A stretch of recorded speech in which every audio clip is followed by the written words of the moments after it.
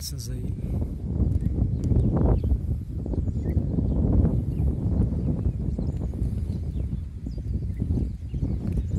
Consegui me aproximar delas aqui um pouco. Aqui é a Lagoa do Mocó, Bahia.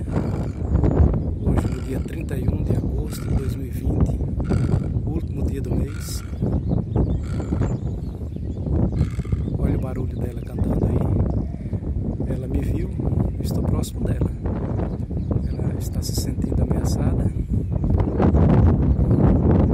Está se alimentando aqui dos últimos peixinhos que ainda se encontram aqui, uma vez que a lagoa está dando os seus últimos suspiros, ou seja, está secando.